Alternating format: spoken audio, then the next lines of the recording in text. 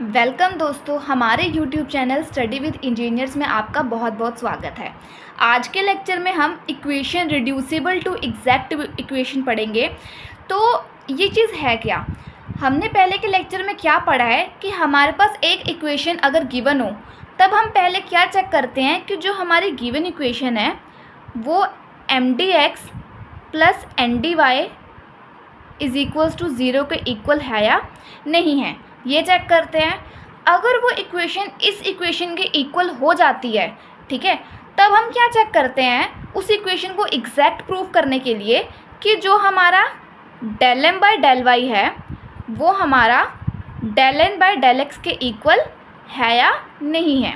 इसके फर्दर अगर वो इक्वेशन एग्जैक्ट हो जाती है, मतलब कि ये चीज़ उसकी प्रूफ हो जाती है, तब हम क्या करते हैं उसका सोल्यूशन फाइंड करते हैं। और सोल्यूशन फाइंड करने के लिए मैंने आपको पहले ही बताया हुआ है कि हम integration of M D X plus integration of terms of N not containing X is equals to C का इस्तेमाल करते हैं, ठीक है।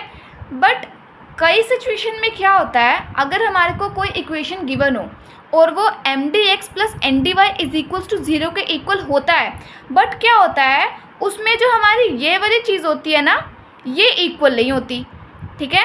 तो इस चीज़ को करने के लिए हमारे पास 5 तरीके होते हैं, मतलब कि 5 रूल्स होते हैं जिसमें हम del M by del Y को del N by del X के इक्वल करते हैं अगर हमारे गिवन इक्वेशन एग्जैक्ट नहीं है तो इसको हम एक एग्जाम्पल से समझ लेते हैं। ये हमारे पास एक गिवन इक्वेशन है। फर्स्ट स्टेप क्या होता है? फर्स्ट स्टेप यही होता है कि ये इक्वेशन हमारी M D X plus N D Y is equals to 0 के इक्वल है या नहीं है। अगर ये इक्वेशन हमारी इस इक्वेशन के इक्वल है, चेक करके देख लेते हैं। डी एक्स प्लस नेगेटिव अंदर मल्टीप्लाई कर दिया D Y is equals to 0। यहाँ से m और n की वैल्यू कंपेयर कर लेते हैं तो हमारी n की वैल्यू क्या आएगी, ये आएगी। n की वैल्यू क्या आएगी, ये आएगी। लिख लेते हैं एक्स स्क्वायर वाई और n की क्या वैल्यू आ गई, negative of X cube negative of Y cube, ठीक है। और जब हमारा given equation M D X plus N D Y is equals to 0 को इक्वल हो जाता है तो हमारा सेकेंड स्टेप क्या होता है, ये प्रूव करना कि जो हमारी गिवन इक्वेशन है वो एग्जैक्ट है या नहीं है। वो कैसे प्रूव करते हैं? Del M over del Y is equals to del N over del X से प्रूव करते हैं। तो यहाँ से हम वैल्यू निकाल के चेक कर लेते हैं एक बारी। तो हमारी डेल एम की वैल्यू क्या आएगी,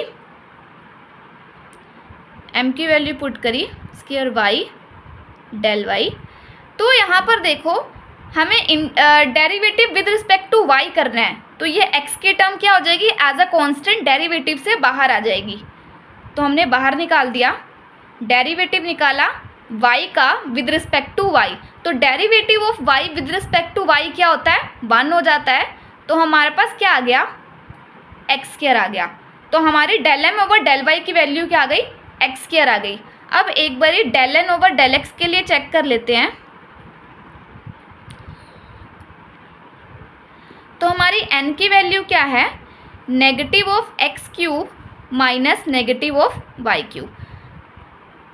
अब यहाँ पर देखो पहले इस डेरिवेटिव को अलग कर देते हैं मल्टीप्लाई करके अंदर से। तो ये नेगेटिव साइन बाहर ले लो, नेगेटिव ऑफ, इसका नेगेटिव साइन भी हमने बाहर ले लिया डेरिवेटिव के वाई क्यूब। यहाँ पर क्या हुआ, हमें डेरिवेटिव निकालना है एक्स क्यूब का विद रिस्पेक्ट टू एक्स। तब यहाँ पर क्या हुआ चेक करो, negative sign as it is. जब हमने पिछली वीडियोस में भी देखा था, जब हम किसी का डेरिवेटिव करते हैं किसी X raise to power n का, तब ये पावर क्या होती है, आगे जंप हो जाती है और इस पावर में से क्या होता है, 1 माइनस हो जाता है, ठीक है। तो सेम चीज़ हमने यहाँ पर अप्लाई कर ली। यहाँ पर n की जगह क्या है, 3 है। तो जहाँ पर n है वहाँ पर क्या लिख दो, 3 लिख दो, ठीक है।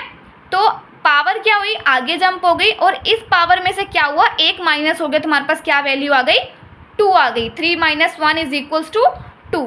और यहाँ पर विद रिस्पेक्ट टू एक्स करना था, यहाँ पर तो कोई एक्स की टर्म ही नहीं है ना।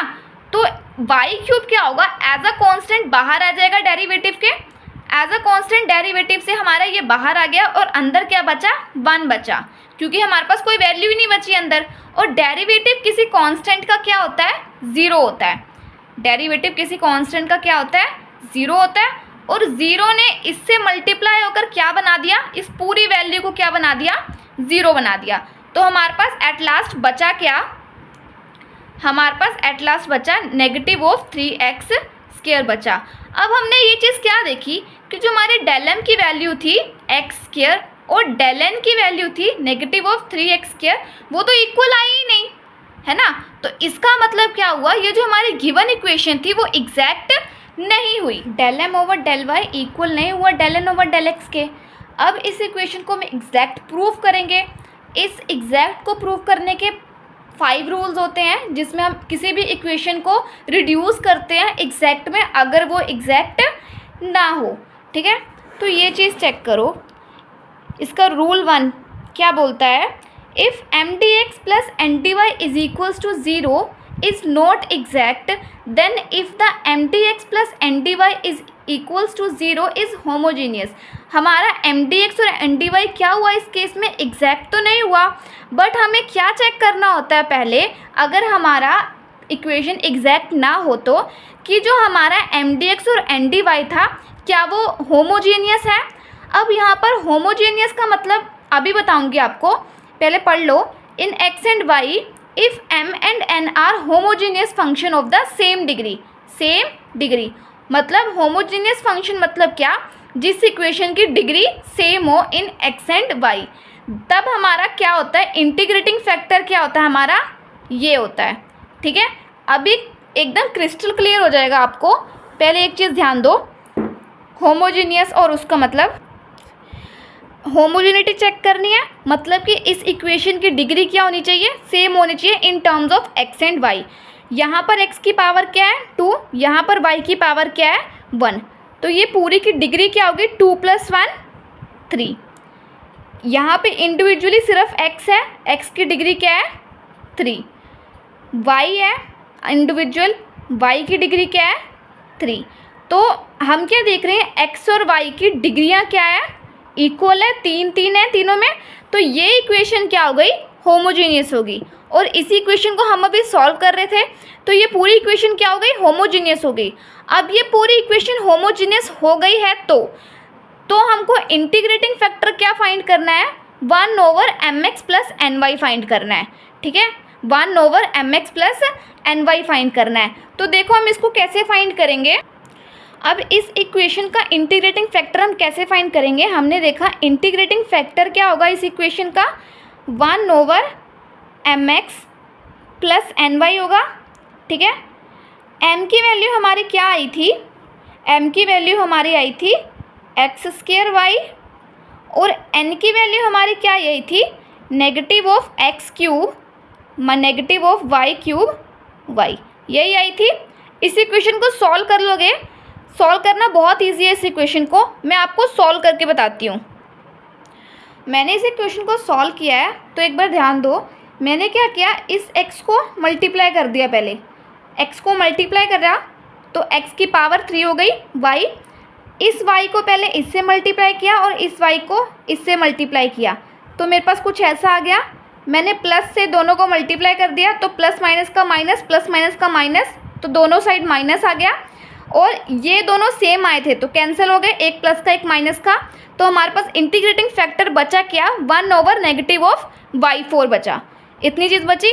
अब इस हमारा थर्ड स्टेप क्या होगा, अब एक चीज़ ध्यान दो, पहले हमने क्या देखा कि जो हमारा mdx था और ndy था वो फाइंड किया, del m over del y is equals to del n over del x find किया, जो कि इक्वल नहीं था। सेकेंड स्टेप खत्म। थर्ड स्टेप में हमने क्या किया, उसको एग्जैक्ट बनाया। एग्जैक्ट कैसे बनाया, पहली बात तो हमने इंटीग्रेटिंग फैक्टर फाइंड किया, ठीक है, और फॉर्मूला क्या लगाया इंटीग्रेटिंग फैक्टर का, 1 ओवर mx प्लस ny लगाया। 1 ओवर mx प्लस ny क्यों लगाया, क्योंकि जो हमारी गिवन इक्वेशन थी वो होमोजीनियस थी। तो हमेशा ये स्टेप याद रखना है, पहले क्या चेक करके देखना है, अगर हमारी कोई इक्वेशन एग्जैक्ट नहीं है तो फर्स्ट स्टेप में हमको यही चेक करना है कि क्या हमारी गिवन इक्वेशन होमोजीनियस है ये चेक करना है। होमोजीनियस मतलब कि जो डिग्रियाँ होंगी इनकी क्या वो सेम है। अगर डिग्री सेम है तो इंटीग्रेटिंग फैक्टर डायरेक्टली क्या हो जाएगा 1/mx + ny। वैल्यू पुट करो, सॉल्व करो, हमारे पास वैल्यू आ जाएगी इंटीग्रेटिंग फैक्टर की। ठीक है, हमारा फोर्थ स्टेप क्या होगा कि जो हमारा इंटीग्रेटिंग फैक्टर आया है, जो हमारा इंटीग्रेटिंग फैक्टर आया है 1/-y4, इसको क्या करेंगे हम मल्टीप्लाई कर अपनी पूरी इक्वेशन से। जो भी हमारी इक्वेशन गिवन थी इसको इंटीग्रेटिंग फैक्टर को क्या करेंगे मल्टीप्लाई करेंगे पूरी इक्वेशन से। तो मल्टीप्लाई करके क्या आएगा मैं आपको बताती हूँ। जो हमारी इंटीग्रेटिंग फैक्टर आया उसको हमारे पूरे इक्वेशन से क्या करना है मल्टीप्लाई करना है। तो एक बार मल्टीप्लाई करके चेक करके देखो, मल्टीप्लिकेशन भी बहुत इजी है। मैंने यहाँ पर जो हमारा इंटीग्रेटिंग फैक्टर था उसको पूरी इक्वेशन से मल्टीप्लाई किया है। तो देखो पहले मैंने इसको इससे मल्टीप्लाई किया और इसको इससे मल्टीप्लाई किया, तो ऐसे कुछ आ गया। फिर मैंने यहाँ से क्या किया, जो हमारा y था वो कैंसिल हो जाता, तो एक पावर कम हो जाएगी y की अगर कैंसिल हुआ तो। इस स्टेप में देखो मैंने इस वाले टर्म को पहले इससे मल्टीप्लाई किया, फिर मैंने इससे मल्टीप्लाई किया। ठीक है, ये साइड का तो सॉल्व हो गया है, इस साइड का चेक करो कैसे सॉल्व किया। जब मैंने इसको इससे मल्टीप्लाई किया तो इसके माइनस से इसका माइनस क्या हो गया कैंसिल हो गया, तो हमारी ये चीज़ टर्म आ गई। जब मैंने अगेन इसको इससे मल्टीप्लाई किया, सी प्लस का साइन हमने यहाँ ले लिया, इसको इससे मल्टीप्लाई किया जब हमने, तो इस 3 से इसका 4 कैंसिल हो गया और नीचे वाले पे एक 4 बच गया और इसके नेगेटिव से इसका नेगेटिव साइन क्या हो गया कैंसिल हो गया। एक बार आप खुद सिंप्लीफाई करके देखोगे ना इक्वेशन, आपको अपने आप खुद समझ आ जाएगा। ठीक है, नेक्स्ट स्टेप में हमने क्या किया, जो इनके डी वाई थे ना उनको कॉमन ले लिया, डी वाई को मैंने कॉमन लिया जो डी वाई वाली रकम थी, और इनको अकेले ब्रैकेट में लिख दिया डी वाई कॉमन लेकर। ठीक है, तो हमारे पास इंटीग्रेटिंग फैक्टर मल्टीप्लाई करने के बाद हमारे पास ऐसी इक्वेशन आई। ठीक है, ये इक्वेशन के आने के बाद अगर मैं इसका अगेन mdx + ndy = 0 निकालूँ ना, अब ये इक्वेशन क्या हो जाएगी एग्जैक्ट हो जाएगी। मैं निकाल के दिखा देती हूँ एक बार। मैंने इस इक्वेशन में क्या किया, जो हमारी गिवन इक्वेशन आई थी इंटीग्रेटिंग फैक्टर को मल्टीप्लाई करने के बाद, इसमें मैंने इस इक्वेशन को मैंने mdx + ndy से कंपेयर किया, m की वैल्यू निकाली, n की वैल्यू निकाली। ठीक है, उसके बाद मैंने क्या किया, इसको एग्जैक्ट प्रूफ करने के लिए मैंने del m/del y को चेक किया। जब मैंने del m/del y को चेक किया तो m की वैल्यू पुट करी, derivative with respect to y करनी थी, तो मैंने x के टर्म को एज अ कांस्टेंट बाहर रख दिया। अंदर क्या बचा 1/y3 बचा, 1/y3 ऊपर जाके नेगेटिव में y3 हो गया, -3 हो गया। उसके बाद क्या हुआ, ये पावर क्या हो गई आगे जंप हो गई और इस पावर में से एक माइनस हो गया। एज डेरिवेटिव का रूल जो था हमारा xn वाला, इसको सिंप्लीफाई किया तो हमारे पास माइनस का 2 आ गया यहाँ पर, और नेगेटिव x, इसको टोटल को मल्टीप्लाई किया तो नेगेटिव नेगेटिव क्या हो गया प्लस हो गया, माइनस माइनस का प्लस हो गया, तो यहाँ पर रकम हमारी प्लस में आ गई।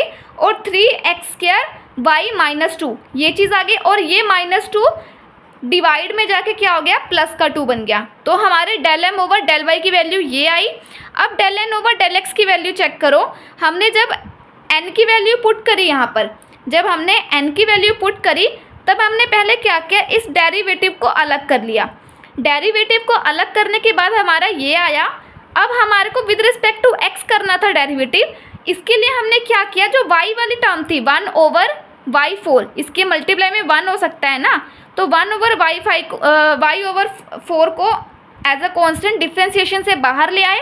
डिफ्रेंशिएशन से बाहर लाने के बाद हमने क्या किया, डेरिवेटिव जब किया x³ का, तो ये पावर क्या हुई आगे जंप हो गई और इस पावर में से एक माइनस हो गया। इसको थोड़ा और सिंप्लीफाई किया तो हमारा 3x² y4 आ गया। और अगर इस साइड की बात करें तो यहाँ पर with respect to x differentiation करनी थी, बट यहाँ पर तो x की कोई टर्म ही नहीं थी, तो 1/y4 एज अ कांस्टेंट बाहर आ गया, 1 आया, 1 का डिफ्रेंशिएशन किया 0 आ गया। तो इस 0 ने क्या किया, ये पूरी टर्म को क्या बना दिया 0 बना दिया। ठीक है, तो हमारे पास गिवन इक्वेशन क्या बची 3x² y² बची। अब हमने क्या देखा, जो हमारी del m की वैल्यू थी और जो हमारी del n की वैल्यू है, जो del M over del Y की वैल्यू इक्वल आ गई del N over del X के। अब हमने क्या कर दिया, जो हमारी गिवन इक्वेशन है उसको क्या प्रूफ कर दिया, हमने एग्जैक्ट प्रूफ कर दिया है। यहाँ पर चेक करना है, यहाँ पर मैंने एक मिस्टेक कर दी थी। जब हम y3 को y4 से डिवाइड करेंगे तो नीचे हमारा एक ही 1 बचेगा, एक ही y बचेगा, 4 नहीं बचेगा, ठीक है। तो जहाँ जहाँ मैंने 4 लिखा था वहाँ मैंने सही कर लिया है, तो आप एक बार सही कर लेना। बट इसके कारण कोई प्रॉब्लम नहीं हुई हमें क्वेश्चन में, ठीक है, क्योंकि लास्ट में जाके 0 बन गया था। बट आप एक बार सही कर लेना इस चीज़ को। जो हमारा del M over del Y था del N over del X के इक्वल हो गया। और अब क्या फाइंड करना है, जब हमारा इक्वेशन एग्जैक्ट हो चुका है तब हमने क्या फाइंड करना होता है, सोल्यूशन फाइंड करना होता है। अब हम सोल्यूशन कौन सी इक्वेशन से फाइंड करेंगे, जिसमें हमने इंटीग्रेटिंग फैक्टर मल्टीप्लाई करके जो हमारे पास इक्वेशन बनी है उसमें से हम फाइंड करेंगे सोल्यूशन। जब हमने इंटीग्रेटिंग फैक्टर को अपने रियल वाले इक्वेशन में जब मल्टीप्लाई किया था तब हमारे पास ये वाली इक्वेशन आई थी। अब हम सोल्यूशन भी किससे फाइंड करेंगे, इस वाली इक्वेशन से फाइंड करेंगे।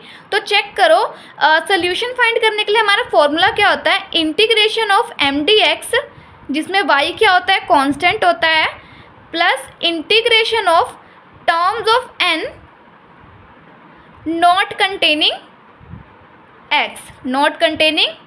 x dy is equals to c। अब यहाँ पर चेक करो, यहाँ पर m की वैल्यू हमारी क्या आई, m की वैल्यू हमारा आई negative of X square over Y cube D X, Y constant, और हमारी terms of n not containing x क्या आई, सी यहाँ पर क्या है, हमारी x आ रही है। हम इसको अलग तो नहीं कर सकते ना, ये एज अ एक टर्म गिनी गई। बट इस टर्म में क्या हो रहा है, x नहीं आ रहा, कहीं भी x नहीं आ रहा, तो हमारी terms of n not containing x क्या हो जाएगी, 1 ओवर y हो जाएगी, ठीक है। dy is equals to 0। अब हमने इंटीग्रेशन किसका फाइंड करना है, जो ये वाली इक्वेशन आई हमारा, इसका फाइंड करना है। तो चेक करो, इसमें y क्या बोला गया है, कांस्टेंट बोला गया है। तो 1 ओवर जो y क्यूब होगा, 1 ओवर जो y क्यूब होगा वो एज अ कांस्टेंट क्या हो जाएगा, इंटीग्रेशन से बाहर आ जाएगा, और अंदर क्या बचेगा हमारे पास, negative of X square D X बचेगा। प्लस यहाँ पे तो ऐसा कुछ है ही नहीं जिसमें हम बाहर निकालेंगे। तो देखो इस नेगेटिव को भी हम क्या कर लेते हैं, बाहर कर लेते हैं। हमारे पास अंदर क्या बचेगा, एक्स स्क्वायर बचेगा D X, plus integration of 1 by Y D Y is equals to 0। अब एक फॉर्मूला और याद रखना कि जो इंटीग्रेशन 1 बाय वाई का होता है वो क्या होगा, हमारा लॉग वाई होगा। अगर हमारी integration 1 by X D X की होती तब हमारा आंसर क्या होता, लॉग ऑफ एक्स होता। तो इस केस में हमारा इसका इंटीग्रेशन क्या हो जाएगा, लॉग ऑफ वाई हो जाएगा, ठीक है। और इस साइड का क्या होगा, देखो मैंने आपको पहले ही बताया था, integration of X raise to power N क्या होता है, X raise to power N plus 1 over N plus 1। तो सेम चीज़ हमने यहाँ करी, इसका क्या हो जाएगा, माइनस 1 ओवर वाई क्यूब, तो ऐसा कांस्टेंट बाहर था ही साथ में। और इसका जब हमने किया तो क्या आया, जब हमने एक्स स्क्वायर का इंटीग्रेशन किया तो हमारे पास क्या आया, x of 2 plus 1 over 2 plus 1। तो इसको फर्दर सॉल्व करते हैं हम, तो हमारा क्या बच जाएगा, 1 ओवर वाई क्यूब मल्टीप्लाई में X raise to power 3 over 3 plus log of Y is equals to C. तो ये हमारा क्या हो जाएगा, इसको फर्दर और सिंप्लीफाई करेंगे तो X cube 3y cube negative plus log of Y is equals to C. तो ये क्या हो गया, हमारा लास्ट सोल्यूशन हो गया जो हमारी इक्वेशन थी, ठीक है। तो आज हमने जो भी किया उसका एक क्विक रिकैप ले लेते हैं। पहले हमने क्या किया, ये हमारे पास गिवन इक्वेशन थी, हमने इसका एग्जैक्ट चेक किया, बट आफ्टर सॉल्विंग हमने क्या देखा, जो हमारा इक्वेशन है वो एग्जैक्ट नहीं है। जब हमारा इक्वेशन एग्जैक्ट नहीं होता है तब हमने पहली चीज़ क्या चेक करनी है एग्जैक्ट बनाने के लिए, कि जो हमारी गिवन इक्वेशन है क्या वो होमोजेनियस है, क्या उसकी डिग्री सेम है। अगर उसकी डिग्री सेम है तो डायरेक्टली हमारा इंटीग्रेटिंग फैक्टर क्या हो जाएगा, ये हो जाएगा 1 over M X plus N Y, ठीक है। अब हमने क्या करना है, इसमें अपनी m की वैल्यू पुट करनी है, n की वैल्यू पुट करनी है। आफ्टर सॉल्विंग हमारे पास क्या आ जाएगा, इंटीग्रेटिंग फैक्टर आ जाएगा, ठीक है। अब इसके बाद क्या करना है, इस इंटीग्रेटिंग फैक्टर को हमारे जो ये वाली इक्वेशन थी इस पूरे से मल्टीप्लाई करनी है। आफ्टर इंटीग्रेटिंग फैक्टर को पूरी इक्वेशन से मल्टीप्लाई करने के बाद हमारी एक नई इक्वेशन आ जाएगी। इस नई इक्वेशन में हमने दोबारा से चेक करा कि क्या ये हमारी जो गिवन इक्वेशन है वो del M over del Y और del N over del X equal है। हमने इसको प्रूफ करके देखा और हमारा क्या आया कि जो हमारा del M over del Y था वो हमारा del N over del X के इक्वल आया। ठीक है, जब हमारा equation del M over del Y के इक्वल आ गया, मतलब कि जो हमारा गिवन इक्वेशन था वो क्या बन गया, एग्जैक्ट बन गया। एग्जैक्ट जब हमारा गिवन इक्वेशन बन गया आफ्टर मल्टीप्लाइंग इंटीग्रेटिंग फैक्टर, तब उसके बाद हमने क्या फाइंड करना है, सोल्यूशन फाइंड करना है। और हमारा सोल्यूशन क्या आया, ये आया। तो आज की वीडियो में हमने सिर्फ एक रूल समझा है, तो आने वाली वीडियोज़ में अपने 5 रूल कवर कर लेंगे। तो आज के लिए इतना ही। Thank you.